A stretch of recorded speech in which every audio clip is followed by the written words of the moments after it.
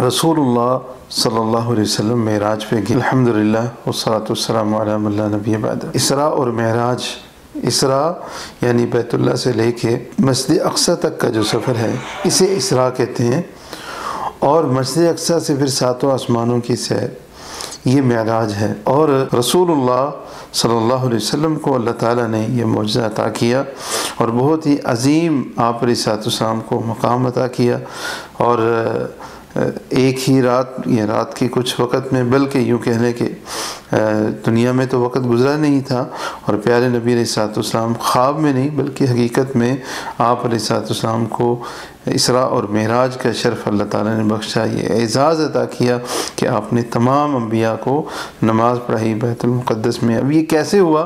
جیسے اللہ نے چاہا، جیسے اللہ کی قدرت تھی۔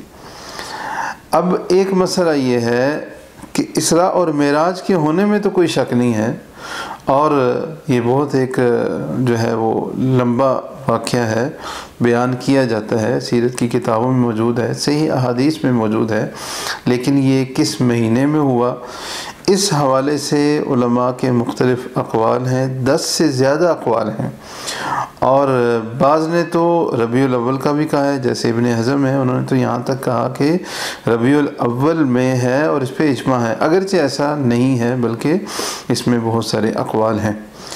تو 27 رجب کو کیا پیارے نبی علیہ الصلوۃ والسلام کو اسراء اور معراج کا واقعہ پیش آیا؟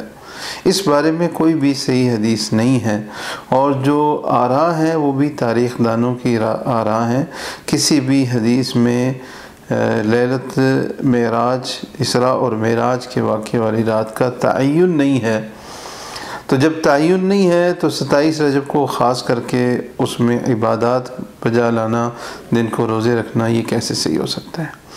فرض کر لیں کہ ایک جو ہے وقت یہ دن معین ہو جاتا ہے، یا فرض کر لیں کہ 27 رجب ہی ہے، تو کیا پیارے نبی علیہ الصلوۃ والسلام نے ایسا کیا؟ صحابہ نے ایسا کیا؟ نہیں، نہ تو پیارے نبی علیہ الصلوۃ والسلام نے اس رات کو خاص کر کے عبادت کی، نہ ہی صحابہ کرام نے ایسا کیا، اور اسراء اور معراج کا واقعہ مکہ میں پیش آیا تھا، پیارے نبی علیہ الصلوۃ والسلام اس کے بعد مکہ میں بھی کتنے سال رہے، اور پھر 10 سال سے زیادہ عرصہ آپ علیہ الصلوۃ والسلام مدینہ میں رہے۔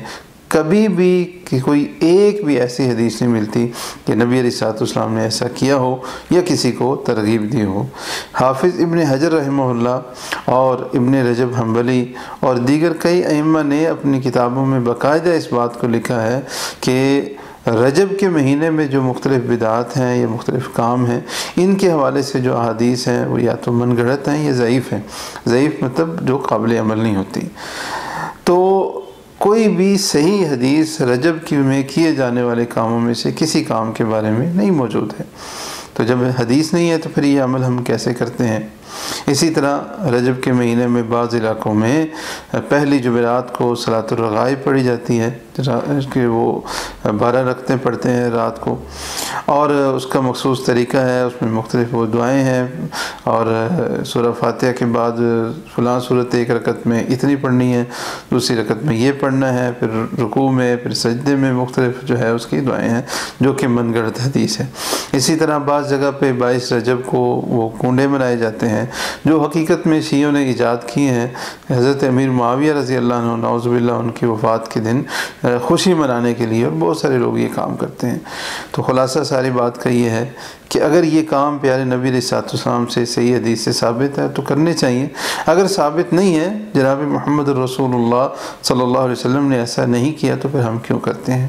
کیا نبی علیہ الصلوۃ والسلام نے نعوذ باللہ چھپایا ہے، یا نعوذ باللہ نبی علیہ الصلوۃ والسلام کو پتہ نہیں تھا اور بعد میں لوگوں کو پتہ چلا؟